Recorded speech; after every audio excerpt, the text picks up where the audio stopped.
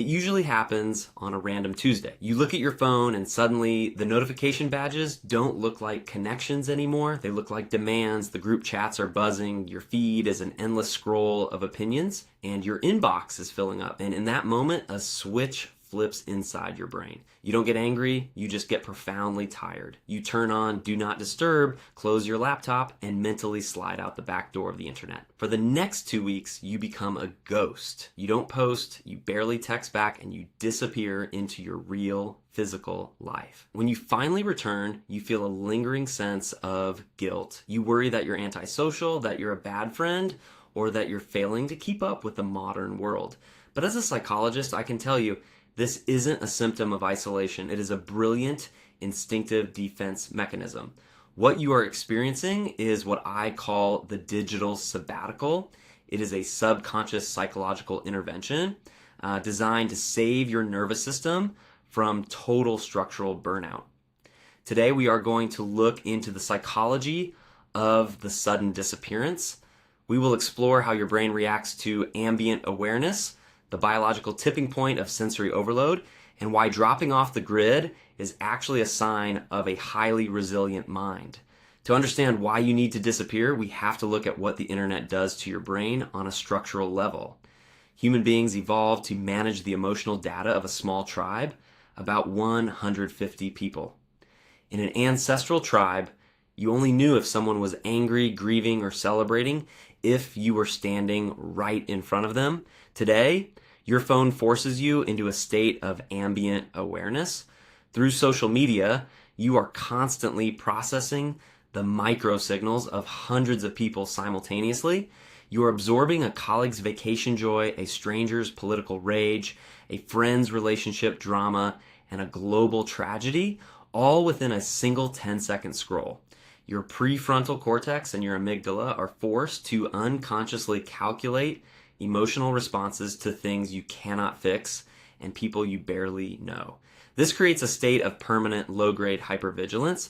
When you randomly disappear, it isn't because you suddenly hate your friends, it's because your brain's emotional bandwidth has hit a hard ceiling.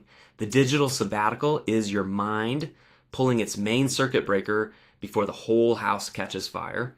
If you are currently in the middle of a digital sabbatical, or if you're the friend who regularly goes dark for days at a time, comment the word offline below. Let's see how many of us are quietly resetting right now. There is a precise neurochemical trigger for the sudden drop-off, and it centers around your brain's reward processing center, the nucleus accumbens. Every notification, like, and message delivers a tiny, unpredictable hit of dopamine. The problem is that your brain cannot maintain this high-frequency, low-yield dopamine loop indefinitely. Over time, your dopamine receptors become downregulated, meaning they shrink and become less sensitive. This is the dopamine depletion threshold. When you hit this wall, activities that used to feel stimulating suddenly feel completely flat. Checking your phone no longer gives you a hit of excitement. It gives you a wave of exhaustion. Your brain realizes that the metabolic cost of processing the digital world is far higher than the chemical reward it's receiving. The sudden disappearance is a biological mandate. Your nervous system goes on strike, forcing you into low dopamine exile, so your neurochemistry can return to baseline equilibrium. This behavior is exceptionally common among introverts, highly empathetic individuals, and deep thinkers. If you possess a highly sensitive mirror neuron system, digital communication is uniquely exhausting for you. When you read a text or view a post, your brain doesn't just read words, it attempts to recreate the tone, facial expression, and emotional state of the person on the other side of the screen.